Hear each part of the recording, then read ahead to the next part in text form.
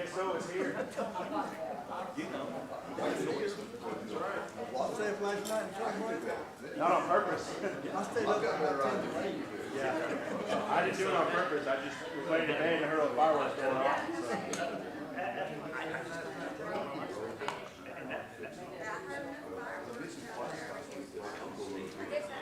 I bet you if it's all of them don't cook as good as one. Yes. You got drone playing.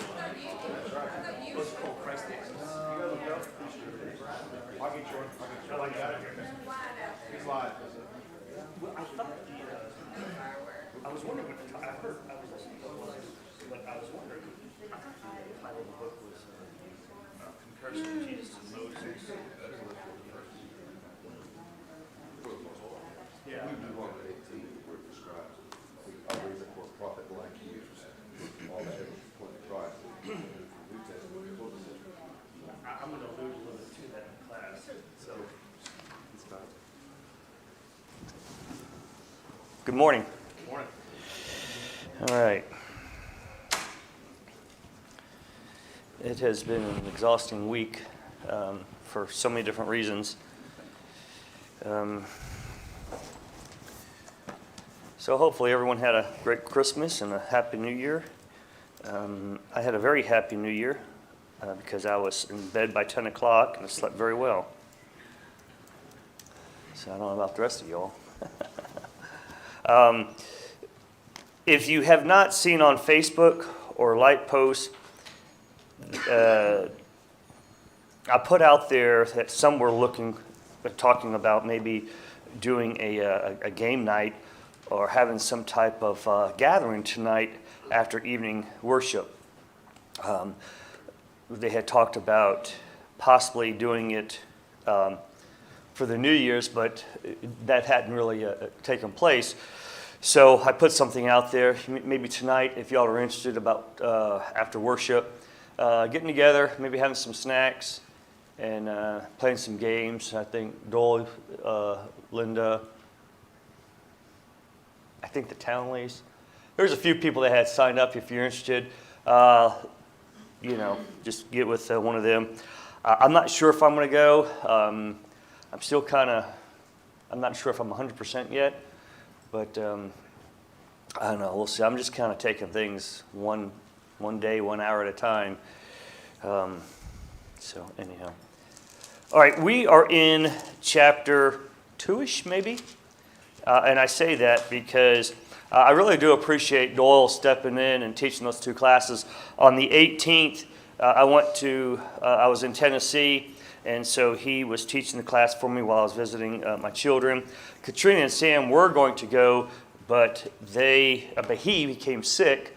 He was starting feeling sick on Wednesday, and then Thursday he was out.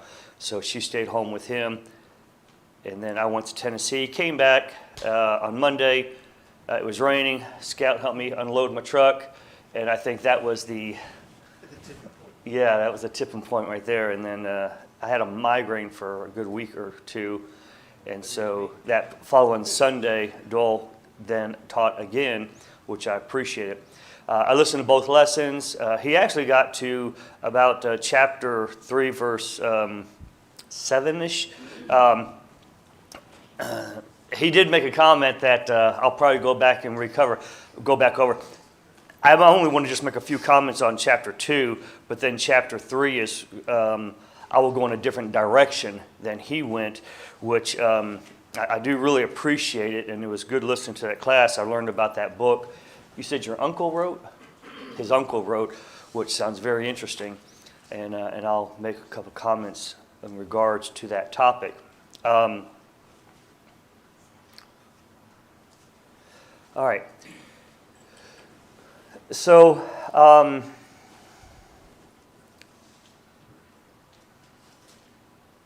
I didn't put this in outline form. It's still in paragraph form. I always put everything in outline form, so I have to see where I'm at.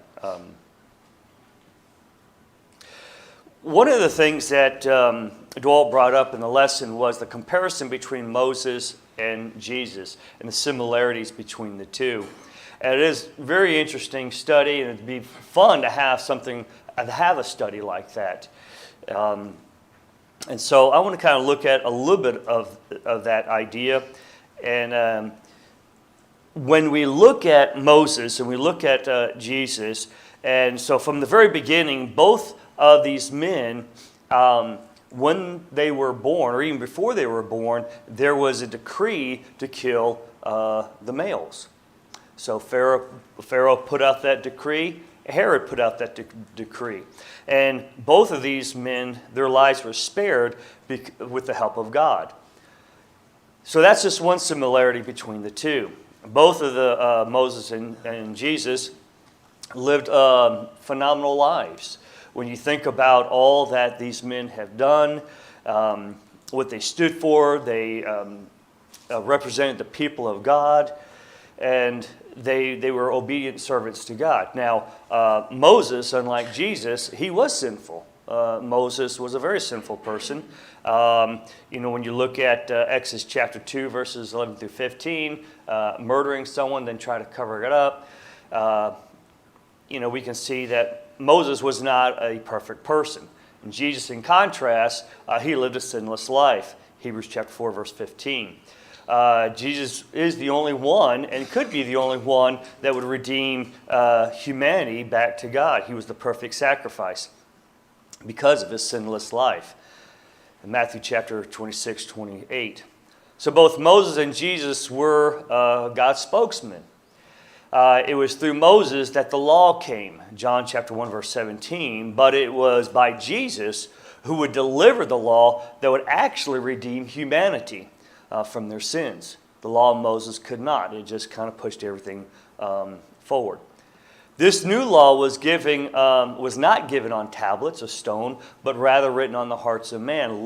And Christ lived it in front of people. They actually had an example. So, big contrast there. There are so many points that we could look at. Doyle and I were sitting there talking about that earlier this morning. It would be a real interesting class. There's so much more information that we could look at on that topic. So let's go back to chapter 2, verse 18. And I did want to make a quick comment. I had additional notes on the naming of Moses' father-in-law, and I'm not going to make a comments on his name on the 3 different names. That's just a whole different rabbit hole that I went down. I didn't want to take you down with me. But it is interesting that he had 7 daughters, and they were shepherdess. Now, later on, we know that Moses is going to become a shepherd. So chances are maybe his wife, taught him the ropes on how to be a shepherd. I don't know. I always wondered about that, because it mentioned 7 daughters, no sons. So Moses had to be trained by one of the young ladies. We are going to talk about Moses' father-in-law later on. He is mentioned later on in the story here in Exodus. I don't want to talk about him now because there's some very interesting points about him later on when the people actually leave Exodus.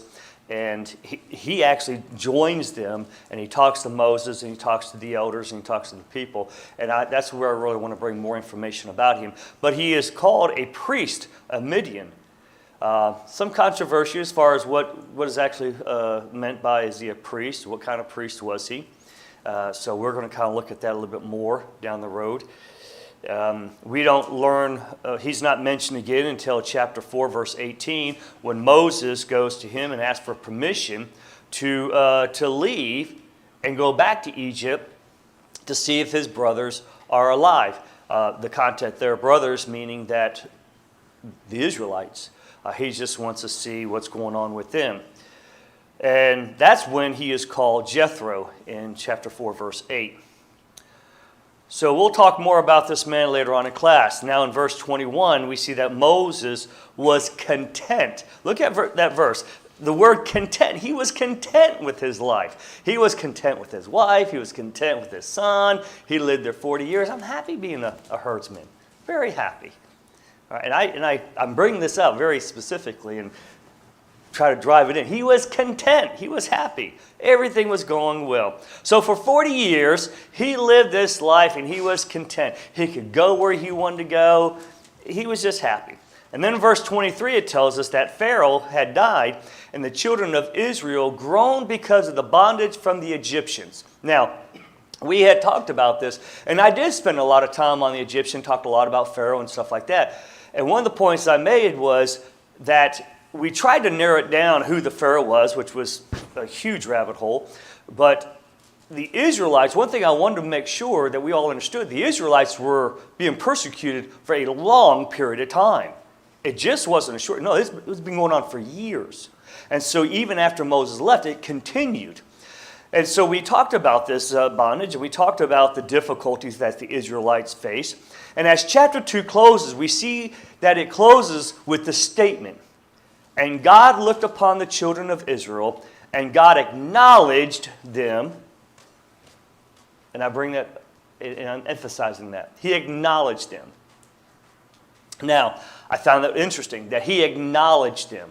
And I got to thinking that, well, if he acknowledged them, could he also no longer acknowledge them? Could he forget them? Well, yes. Yes, I think in a sense that he could. Go ahead and turn to Hosea chapter 4.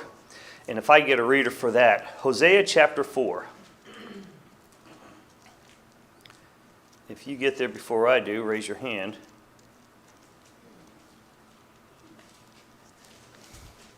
Scout has it. Do we have the mic? In Hosea chapter 4, verses 4 through 6, this passage, and there's some others that we're going to, we may look at, or we're not going to look at. Hosea chapter 4, verses 4 through 6, this is what it says. Now let no man contend or rebuke another, for your people are like those who contend with the priest. Therefore you shall stumble in the day, the prophet also shall stumble with you in the night, and I will destroy your mother. My people are destroyed for a lack of knowledge, because you have rejected knowledge. I also will reject you from being priest for me, because you have forgotten the law of your God. I will also forget your children. Okay, go ahead and turn to Matthew chapter 7, Scout, and I'm going to have you read something there. So, in verse 4, I found it very interesting that he's telling the people to stop trying to rebuke someone else. Stop trying to correct someone else, okay? Because you don't have the knowledge either. You're trying to get the speck out of someone else's eye when you got a plank in your own eye. So stop it. Because your priests are also telling you wrong information. We get this idea in Matthew chapter 7, verse 5. And so, can God turn his back on his people? Absolutely. We see that all the time. And in Matthew chapter 7, verses 21 through 23, this is what it says. Not everyone who says to me, Lord, Lord, shall enter the kingdom of heaven, but he who does the will of my Father in heaven. Many will say to me in that day, Lord, Lord, have we not prophesied in your name, and cast out demons in your name, and done many wonders in your name? And then I will declare to them, I never knew you. Depart from me, you who practice lawlessness. So those who say they follow God but do not obey his commandment can be forgotten. He will turn his back against them. So, can God turn away from those who reject him? Absolutely. But he will also acknowledge those who acknowledge him. He will acknowledge those cries of the children that he loved, and he will remember them, and he will do something about it. To remember is an act in such a way to bless one that is being remembered, as we are about to see in chapter 3. So God remembers his promise and his people, and this is the story that God is going to tell us, or Moses is going to tell us that God's going to do. And I think it's really neat the way chapter 3 starts off. He's letting the reader know, Moses is letting the reader know that this is God's plan. This is what's going to happen. And this is another day in Moses' life. Moses is just wandering around. He's a little happy shepherd man now, and he's just wandering around enjoying life. Life is good. And then, and if you look at verse 1, it says, he was tending the flock of Jethro, his father-in-law, the priest of Midian, and he led the flock to the back of the desert and came to Horeb, the mount of God. So he comes to this mountain, and he's walking around, and he's doing what shepherds do. And just remember that it was the shepherd's responsibility to lead the sheep to water and to grass and to good land. So He's been doing this for, let's say, 39 years now. It took him a year to figure out the job. So he's been doing this for a while, and no doubt in my mind that he knew areas to go. Certain times a year, maybe after a rain. You don't want to take them there, it's too muddy. Take them over here. So he knew the terrain. So as he's taking this herd up this mountain, he's probably looking for water, or he's looking for some type of vegetation for them to eat. So I get the impression that he's been here before. So Moses, he goes up to this area, and I love the wording here. So he came to this mountain, and the angel of the Lord, verse 2, appeared to him in a flame of fire from the midst of a bush. So he looked, and behold, the bush was burning with fire, but the bush was not consumed. Now, I know most of us walked up on a rattlesnake at one point in time in your life. Okay? I was thinking about this the other day when I was a young boy. I was living in Louisiana, and it was dark, and I'm walking home, and I'm walking kind of fast. And I remember coming up on this on this little bridge, and I heard that rattle. And I'm kind of in the road, but I just froze. And I can't, it's kind of dark. And I hear that rattling, and I'm thinking, oh no, that was a very sickening feeling. But I can't imagine what Moses must have felt like. He's got his little staff, and he's just walking around, and looking to your left and see a bush burning. Well, you'd want to turn and look too. And the bush isn't burning.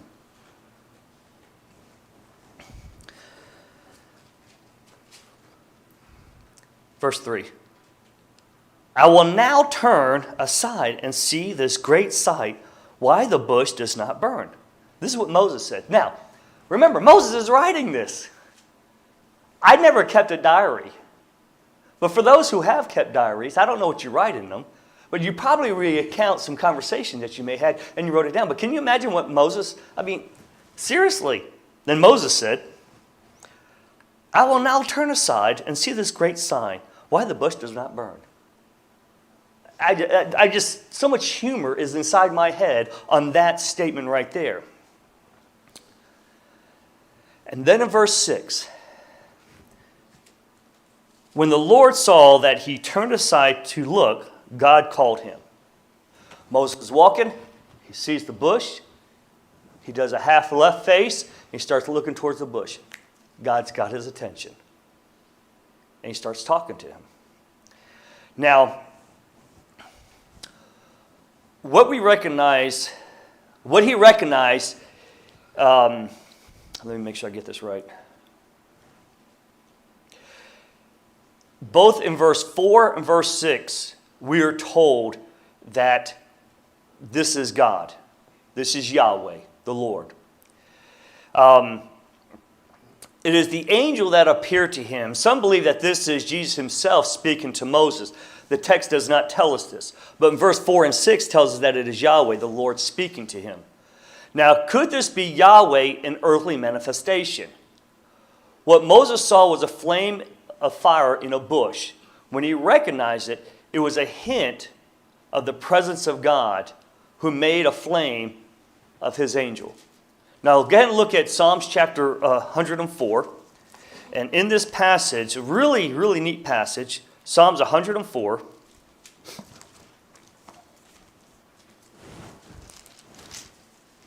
Starting with verse 1, we're going to read to verse 5. Bless the Lord, O my soul. O Lord my God, you are very great. You are clothed with honor and majesty, who cover yourself with light as with a garment, who stretched out the heavens like a curtain. He lays the beam of his upper chambers in the waters. Who makes the clouds his chariot? Who walks on the wings of the wind?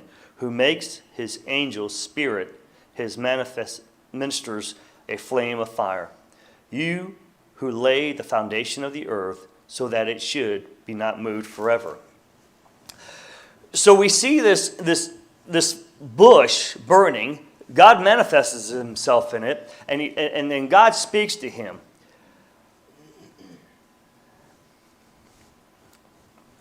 Now, I got to thinking about this.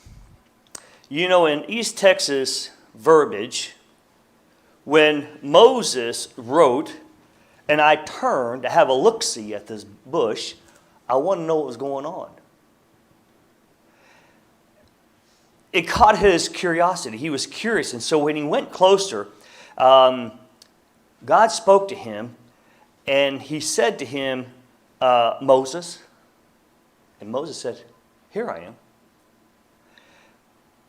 Now, I want us to think about something here. This event must have had a profound effect on Moses. In Deuteronomy chapter 33, if you go ahead and turn there. In Deuteronomy chapter 33,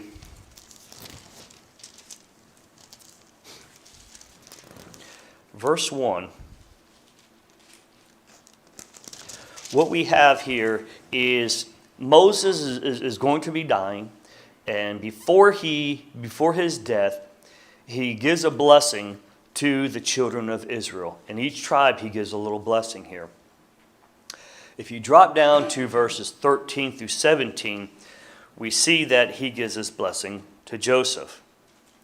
Now, in verse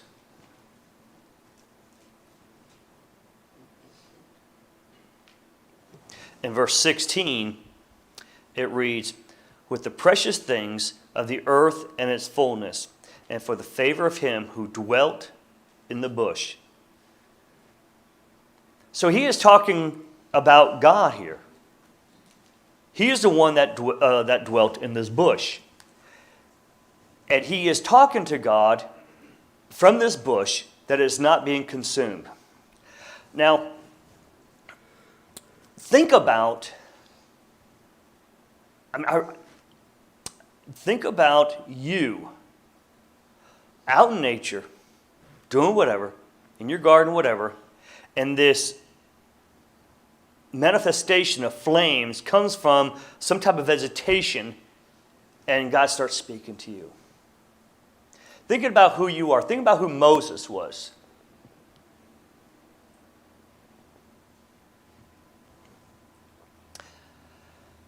Now Yahweh, he has his attention. And he tells him, he says, Moses, take your sandals off because the ground that you are on is holy. And I can imagine Moses immediately taking his shoes off. Now, the ground I don't think necessarily was holy as much as that Moses was in the presence of God at that time. I don't know if this particular incident then prompted other cultures to remove their sandals, because we know that many other cultures and many other religions have it that when you enter in a place of holiness or even someone's home, you take your shoes off, not to bring the world into the house. And so, very interesting custom here, but regardless of the custom, Moses is to take his shoes off because he is told to. This is holy ground. He is in the presence of God. And whatever filth and dirtiness, whatever, God did not want any part of it. And so Moses hides his face. If you look at verse 6, he said, I am the God of your father, the God of Abraham, the God of Isaac, and the God of Jacob. And Moses hid his face, for he was afraid to look up. I don't know if you've ever been so afraid that either you blacked out, you hid your face, or what. I remember being afraid because I was doing something very, very stupid, me and another guy. And I didn't black out. I kind of froze because I realized the guy, all right, so I'm like 14. I'm 14 years old. I'm not a Christian, okay? I didn't become a Christian later. I was like 14 years old. Me and this other kid, he's maybe 15. We're picking a fight with a man. I don't know why. We were just stupid. But we're picking a fight with this man. And I remember him looking at us like, what are you doing?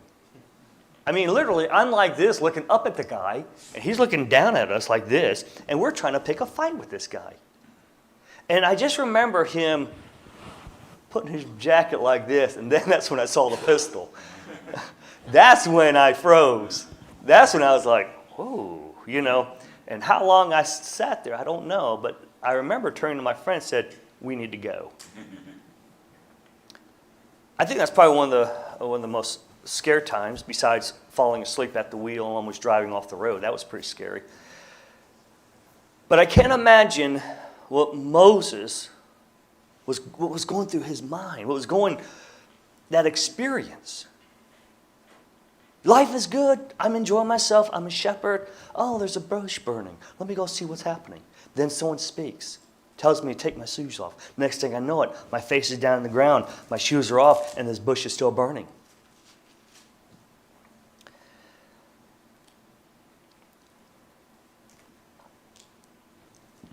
The whole time, I see Moses just listening. Eyes closed, face down, just listening. And just listening. And then God starts telling him in verse 7, I have surely seen the oppression of my people who are in Egypt, and I have heard their cry because of their taskmasters.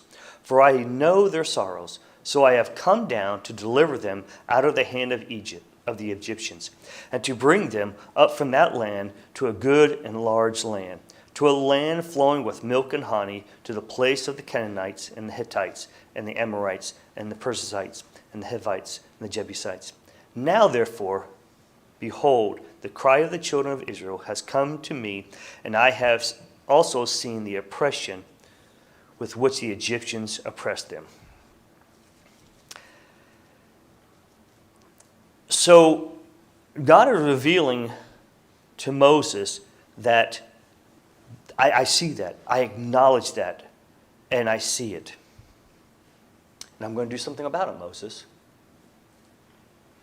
And I can just imagine the whole time his heart is just aching. Yes, yes, Lord, yes. Thank you. Thank you. My heart has been hurting, Father, about my people. I didn't like it when I was down there and I saw how they were being abused. I didn't like it. Now you're going to do something about it. Wonderful. Thank you. And then we get to verse 10. Come now, therefore, and I will send you to Pharaoh, that you may bring my people, the children of Israel, out of Egypt.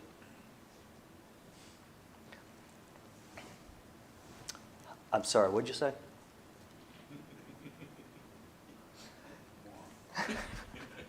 So, I read this a couple of times, and let's go ahead and read his response. Verse 12. So he said, Moses, God said, verse 12, I will certainly be with you, and this shall be a sign to you, that I have sent you. When you have brought the people out of Egypt, you shall serve God on this mountain. Then Moses said in verse 13, Indeed, when I come to then Moses said to God, Indeed, when I come to the children of Israel and say to them, the God of your father has sent me to you, and they say to me, what is his name? What shall I tell them? So if we look at verse 11, when God says to Moses, that I've chosen you, Moses, and Moses responds with, well, who am I? Well, who am I? He doesn't hold back. When you read the book of Esther and you see that she is going to go to the king and with her petition that Haman is trying to kill her people, and she's a Jew, and most likely she will have to die too, she does it very tactfully. She butters him up. And if you read other passages in the scripture, when someone of low stature is presented to someone a king or someone who is really royal, they butter them up. Oh, great Lord of Smyrna, you are the amazing, and they just butter them up. And then they finally give their presentation. I get the impression here that Moses didn't hold back. I think his head popped up. He said, well, who am I? Why are you sending me? When I read this, and that has always caught my attention, but I remember when I was down at Fort Benning, and one of the drill sergeants would come late to formation. Okay, so early morning formation, before we did our PT, we did a little review and we talked about what we're going to do. So we had 3 groups, running groups, okay? We had the fast group, the medium group, and the slow group. Now, Sergeant Brown was always in the slow group. Now, this is our first meeting with this cadre. The reserves are rotating in, and so we're meeting with the active duty here. We hadn't done PT with them yet. Nick was late, again. So I'm in one side of the room, the other drill sergeants are on the other side, and I'm looking at Merritt, and I'm looking at Williams, and I'm looking at a couple other, and they're assigning drill sergeants to run in a particular group. And they start off the fast group and the medium group and all that, and they said, well, what about Drill Sergeant Brown? Well, he can do the fast group. Now the medium group, I usually ran the medium group, we would run maybe about an 8-minute mile, okay? And we were running 5 miles that day, okay? The fast group did anywhere between a 6 to a 7-minute mile. Nick ran about a 9 to a 10-minute mile. And so his name was on the list, fast, medium, slow. We're about ready to cut loose and go out there and do PT. Well, he starts strolling in there, right? And the thing about Nick is he liked to drink, and that's why he was late. He was a little hungover. And I remember watching Nick, because I'm standing over here and I'm kind of observing the whole room, and I saw Nick kind of come in, drinking his water. He's trying to hydrate himself real bad because he's dehydrated. And he's like, and he's reading the board. And his eyes get real big and he starts shaking. And Mary and I, we're watching him. I'm enjoying this. First sergeant, and he is just, and we had to pull him out of that group, right? When we are so overwhelmed with a task, we have zero confidence. Moses had zero confidence. He questions God and he says, well, who am I? How can I do this? I'm of nobody. I'm nobody. And I really like the way God speaks to Moses.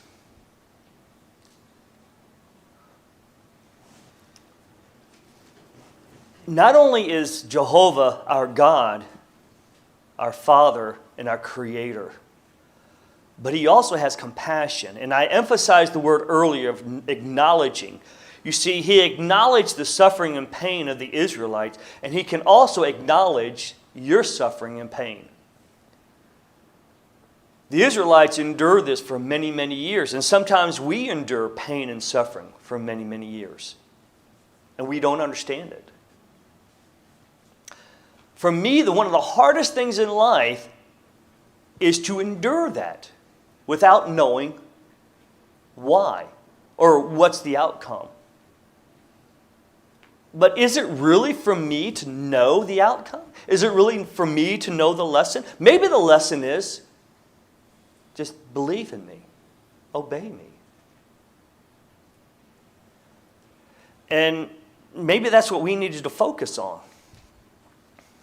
See, God has come down to deliver the people out of Egypt. He has a plan. He manifested Himself before Moses in this bush, and He is talking to him. But Moses, he says, I don't think I'm your guy. I'm not your guy.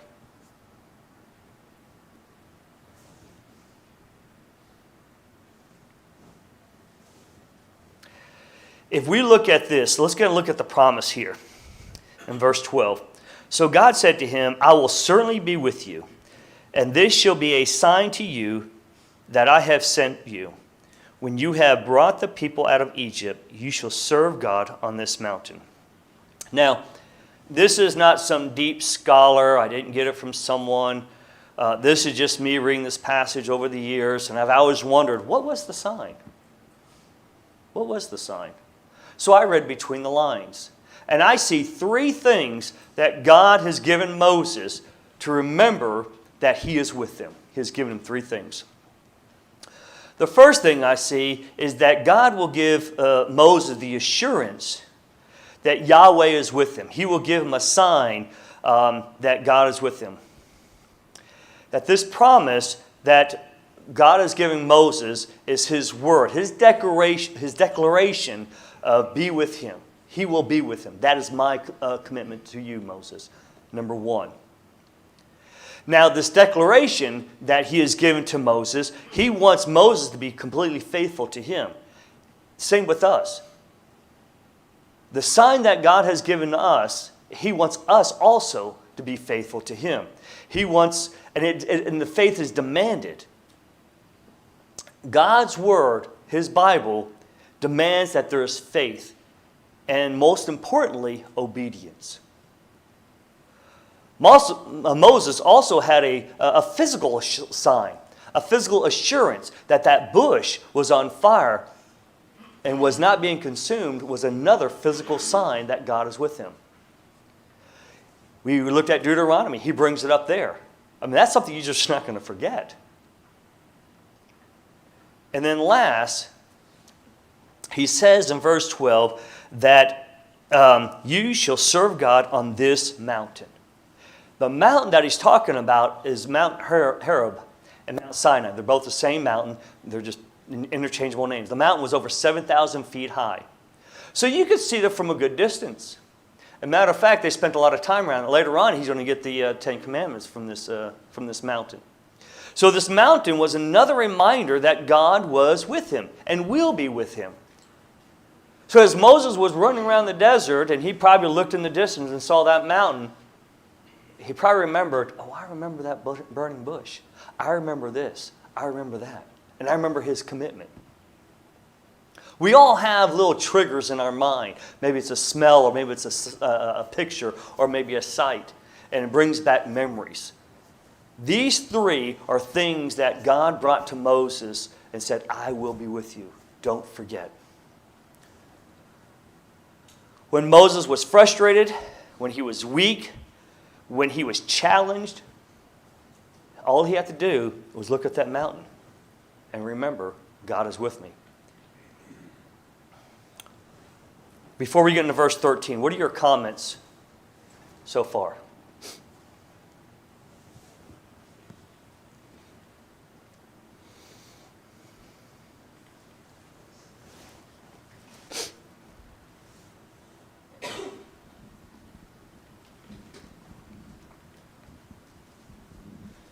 I see Moses is learning, the process of learning in so many ways. And when he's in Egypt, as a young man at 40, he's pretty bold, to the point of taking someone's life. He's ready to do something about the problems with his people. Now, he spent the next 40 years learning humility. And so with that humility is a whole new approach. As God says, you're the one who said, oh, no, anybody but me. No, don't pick me. But he's developed a sense of humility. And we'll find later in his life is Aaron and Miriam. Remember, they said, oh, we're just as good as you are, Moses, and God, puts the leprosy on Miriam. Anyway, there it describes Moses was more humble than any other man in the world on earth. So he's a very humble man. And so that's one of the reasons God was ready to use him, is because of his humility. It wasn't about him and him receiving the glory of leading God's people out, but he approached it with a very humble heart. And that's a good point. Humility, I know that's a tough lesson. I remember when I first became a drill sergeant, I was not going to let the power of the hat corrupt me. After 10 years, I realized that I was corrupted by the hat. And looking back is when I was actually realized that I tried to make some changes. The leadership one has, good leaders, I've learned this, that good leaders, really good leaders, are good followers. If you want to be a good leader, learn to be a good follower. If you're not a good follower, you are not a good leader. And I know that from personal experience, as well as, watching other people. And so Moses, whatever challenges he faced in life, we see a man who is he's very humble. Paul, verse 11, when he's probably face down and he says, "Who am I?" I think that can relate to all of us at times in our lives when we might are asked to do something or feel like we should do something, and we think that we can't, we're not worthy. I mean, like, who are we, to be able to, maybe I'm not smart enough or have enough knowledge or just to do the things that we know in our heart we should be doing, but we feel, like we're not able. And I think that if we have faith like we should, and we pray about it, that God will help us do things sometimes that we may seem are impossible. And just like he led him, he can do the same for us too. If we just, keep trying to follow his word and do the things he wants us to do. Absolutely. I always find a balance between what I know I can do, what I think I can do, and my limitations in God. I think about all that. And I have pushed myself over the years, but I also know myself. I know my limitation. Could I run a 4-minute mile or a 8-minute mile right now? No. It'll probably be a half-hour minute mile or something like that. But no, I can't. I know I can't. But there are some things that I will challenge myself to do, and with the grace and mercy of God, and I think that's kind of what your point is. So we do need to kind of put ourselves out there. Get out of your comfort zone. Get out of your comfort zone. Greg? I think it's unique, or the way God tells him, "This will be a sign to you." And he tells him his sign is that I have sent you, and that you will return with the people after you brought them out and bring them to the mountain. In other words, God's telling him, this is the sign. I'm telling you the future. This is what's going to happen. But, as people and as Christians, living by faith is much like that. And God's telling him, this is what's going to happen, and this is your sign that this is going to happen. And just like he does in future verses, he's going to look back on all these things and understand who God is from that experience. I appreciate that. I was thinking about this on the way up here, that man never understood or never knew, well, he probably knew, but he just didn't understand God's plan. That's the thing about Abraham. All these years, God is telling Abraham, you can be a great nation. You can be a great nation. Well, I'm 90 years old. I'm not a nation yet. All right, I'm running out of time. And even with Moses, amen. You're going to revenge your people. How are you going to do it? I'm going to use you. That was not my plan. Jesus, the Messiah, all the Israelites, yes, they're going to kill the Romans. They're going to do all those great things. How are you going to do it? I'm going to use a carpenter boy out of Nazareth. Anything good come out of Nazareth? I mean, we don't know God's plan. And that's hard because we want to know. It's not for us to know. Just have the faith. And yeah. All right, anything else before we get into verse 13? Verse 13, then Moses said to God, indeed, when I come to the children of Israel and say to them, the God of your fathers has sent me to you, and they say to me, what is his name? What shall I say to them? I've always found that question interesting. When Moses, back in verse 11, is looking at the burning bush, and he observes it and goes a little closer, and God tells him to take his shoes off. I think that's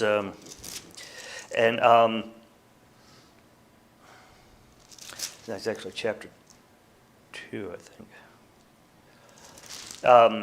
So he goes to the burning bush in verse 2. He goes there, and in verse 6 he says, I am the God of your father, the God of Abraham, the God of Isaac, and the God of Jacob. All right. So God presents to him who he is. Who are you? And this is who I am. I'm the God of your father. And I find it interesting that God didn't give them that answer again, did he? He didn't give them the same answer. He already knew who he was. But the question really wasn't who you are, it's who should I say you are? Because when the people say, what's your name? Who should I say you are? And that's when God gives them this answer. He says, I am that I am, which is a really interesting response in verse 14. In Coy Roper, in his commentary on Exodus, he said this about the name God gave Moses.